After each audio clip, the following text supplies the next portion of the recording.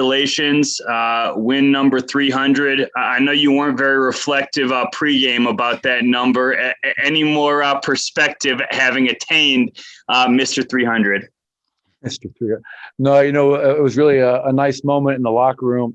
Nicola gave me the game ball and said some really, really nice words, which was touching. I mean this when I say this. I don't look at numbers and stats of how many wins I have. That's the least of my concerns. The fact that I've got 300 wins means that I've been able to coach 7 years in Denver, with a tremendous group of players, coaching staff, front office, and ownership, all that I alluded to prior to the game. This is a tough business. I got fired in my first job. I've seen my father get fired. This business is not for the weak-minded. So I'm just thankful to be in an organization that values family, culture, and to have ownership continue to believe in me means the world to me and my family. So here's to 300 more. And one more quick one. You talked about wanting to see the requisite urgency tonight. I know maybe you didn't see it for the first 3 quarters, but certainly in that fourth quarter, it was there. Why do you think you guys were able to flip it, towards the end? Yeah, I felt early we had it. We got off to a good start. We held them to 25 points in that first quarter. I thought our guys came out ready to play. Which was I was really looking to see where were we going to be mentally and physically after a long break. And sometimes when you're playing well, you don't want to have an all-star break. You want to continue to play and sustain that rhythm. But I give our guys credit. It was somewhat inconsistent at times tonight, no doubt. But to hold them to 23 points in the fourth quarter, to score 36 ourselves. Nicole was great. I thought Will Barton was phenomenal tonight. I thought he had just a terrific game. Monte Morris was really good. Guys off the bench contributed. So JaMychal was great.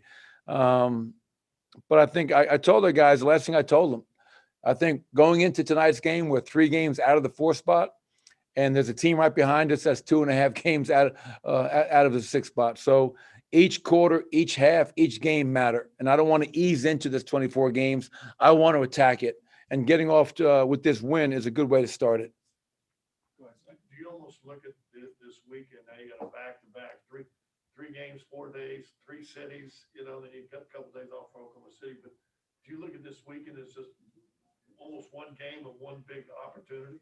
Well, obviously with the 2 sack games, you were playing them back-to-back, home and away, and then to your point, Scott, then we go to Portland. So I love the schedule makers. You go West Coast back to Denver, and then back to the West Coast on a back-to-back 3 and 4. So, when you have these home and away games against the same opponent, it's kind of like a playoff series. They're going to watch the film. We're going to watch the film. What can we do better? What adjustments can we make? And they'll do the same thing. And then you have to find a way to get on that plane after the next game and not be emotionally and mentally fatigued. Fight through it. At that point in time, we're going to have 22 games left, stretch run. So all the excuses, all the tired, we just had a week off to get our minds and bodies right. And we can't use the 3 and 4 as an excuse anytime. We'll go to Joe Rush. Michael, Austin Rivers has been a veteran for a long time, but it seems like his defense continues improving this season. Do you think that's something that just the opportunity is opening up for him to do so, or is he really growing as a defender? I guess my question is, when does a veteran become a veteran? What I mean? So to your point, 10-year player. I thought Austin was great tonight. I thought his defense, Joel, was, he earned the defensive player of the game necklace. I thought he did a really good job of guarding De'Aaron Fox, who is a tough cover. His speed and quickness make it really hard. I think Austin's always been a good defender. He's a guy that can make open shots. He can attack the basket and finish. He's got great quickness, and that quickness also transfers to the defensive end of the floor. And even when he's battling against bigger guys, he's out there competing and fighting. So, I'm happy for Austin. He was a big part of our win tonight, and he impacted the game on both ends, to your point. Go to Ryan Blackburn. Coach, being without Jamal and Michael being shorthanded for as long as it has been for this year, the All-Star break had to have been really important. And I think you could probably see that with Will and his performance tonight. Just how important was it to get refreshed for a guy like him who has had to carry a heavy load this year? I think tremendously important. The one thing I look at, I don't look like it's just this season. I really feel when you look at our team, you have to look at the cumulative toll of the last 3 seasons going into this year. I can't imagine there are many teams in the NBA that have played as many games as we have the last 3 years into this year with COVID, the bubble, last season, whatever. So when you have a chance to get away for a week and just unplug mentally, unplug physically, and get much needed rest emotionally, mentally, and physically, I think that's invaluable. And I think you saw it. I think Will Barton in that Golden State game did not have his best game of the season. We closed with Austin. We closed with Bryn Forbes in that game.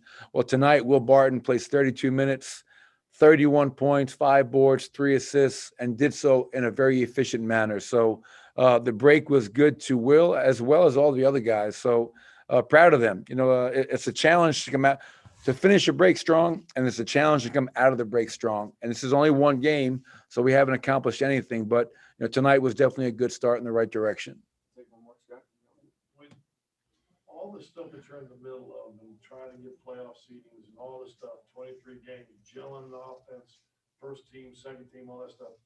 You got a rookie that's playing important minutes for you now in Bowles. Do you ever sit back as just a basketball junkie and almost smile, laugh, say, "Oh, good, they're beating him up tonight"? I thought it was a great lessons for him tonight, how to play through physical defenders. He's going to face that a lot in his career. Yeah, there's no doubt. Every minute that both Bones and Zeke, who did not play tonight, every minute that they're getting, and now in this stretch run where like the stakes are going to continue to rise, those are invaluable. You know that. You played in the league a long time, Scott. Experience is the best teacher, and failure is the best teacher if you're willing to learn from it. And tonight, Davion Mitchell is a hell of a defensive player.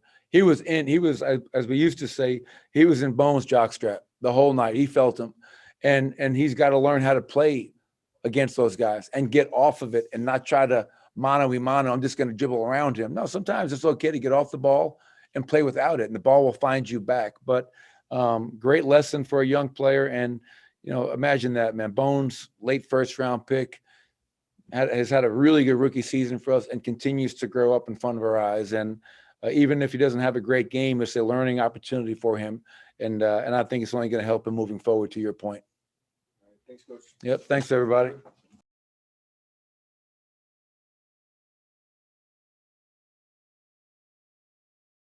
Well, you've been here, with Malone and kind of seen this growth.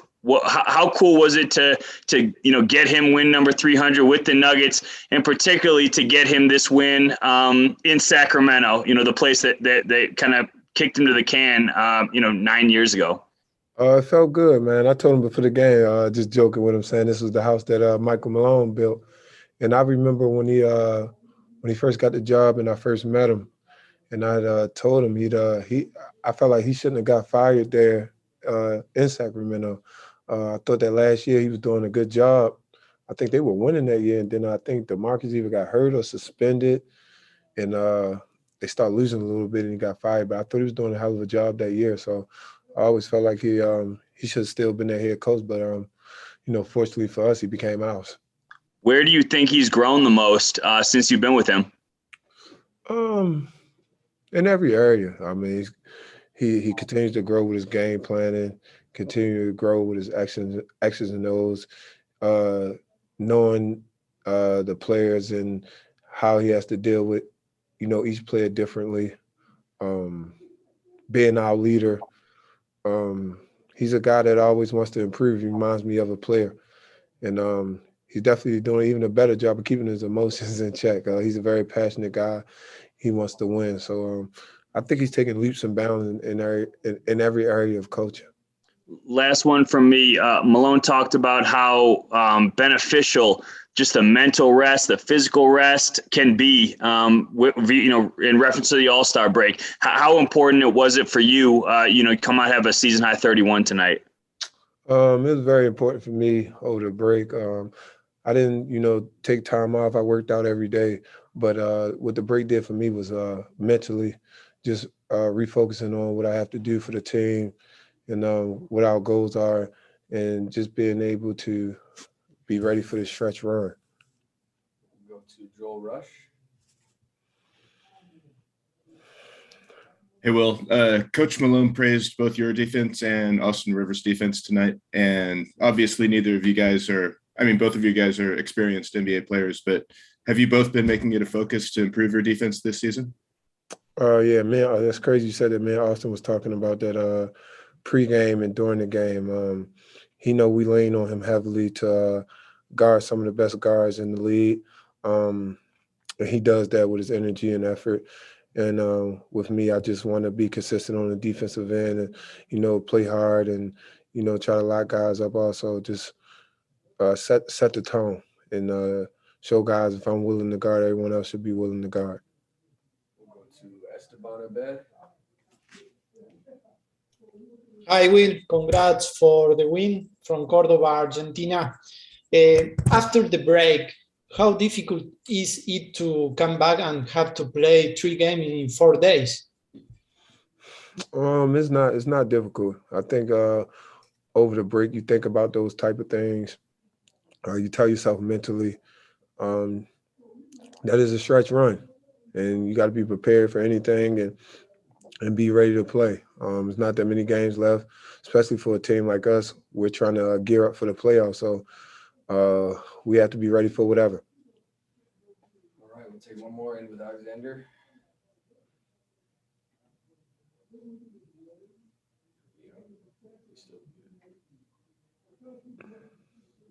Go ahead, Alexander. Well, what do you see now for the rest of the season as kind of the hardest thing? Do you like to think about, do you like the schedule sometimes and worry about certain teams, or just simply play like concentrate on the next upcoming game and think about that? Yeah, I'm not worried about nothing. Mentally, I'm just taking it one game at a time and trying to go out there and be my best every night and give great energy every night and just try to be as consistent as possible. Like I said, we have team goals. We're a team that's getting ready for the playoffs. So like I keep saying, we have to be ready for whatever. We have to be ready to compete night in and night out so we can have a rhythm. All right, thanks, Will.